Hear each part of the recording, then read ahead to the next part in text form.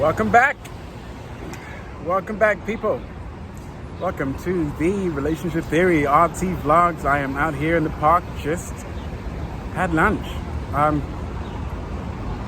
But yes, of course, we take thoughts in, we break them down, we build them up, and we play them out. America is the greatest country in the world. You heard it here. You heard it. It's true. America is the greatest country in the world.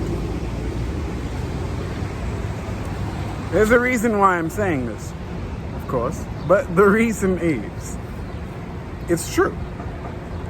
It's true. And more than it just being true, the important thing about it is that there should always be a basic level of respect about your origin, about where you came from. You should always have a basic respect for where you came from. So you should never look at anything less than amazing when you think about your origins. Maybe the things that you're enduring right now are not giving you what you want, and it can absolutely be true. At the same time, it could be true that you live in one of the greatest places in the world. The idea that I'm trying to put forward here is that it's not up to us. If you came into something, it's not up to you, it's not up to us to judge how we could have done better to have the things that we know we want now. In part because we wouldn't want the things that we want now if we didn't deal with the things that we dealt with growing up. And in part, we didn't really deal with what we've gone through. We've experienced it. It has happened. It has occurred, and we acknowledge that an event has passed in our life, and we're trying to process what it all means. There's certain things that happen to us. We don't know what it means yet, and so it makes us feel like there should be no reason for it happening.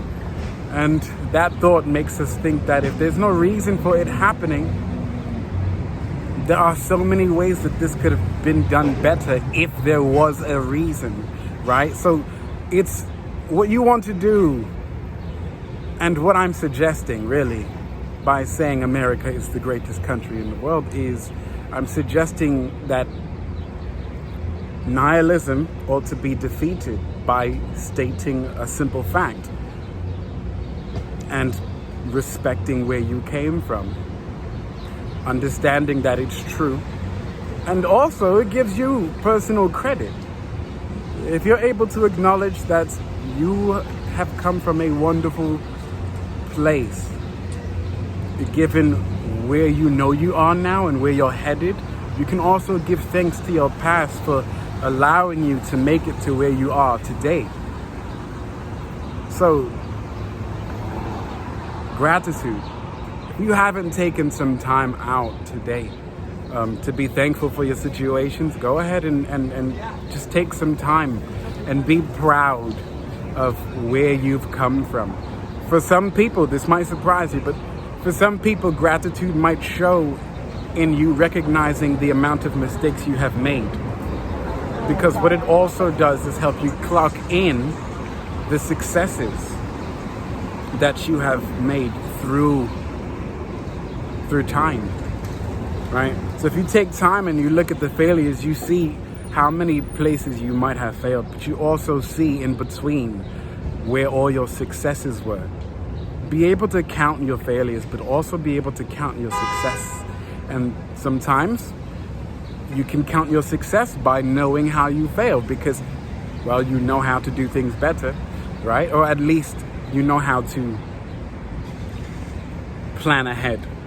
Really, it's planning ahead, because a lot of life is really about, we hear these words all over town, and I mean the internet town. I'm talking these words: visualization and manifestation, and prayers and vibrations and intent and energy.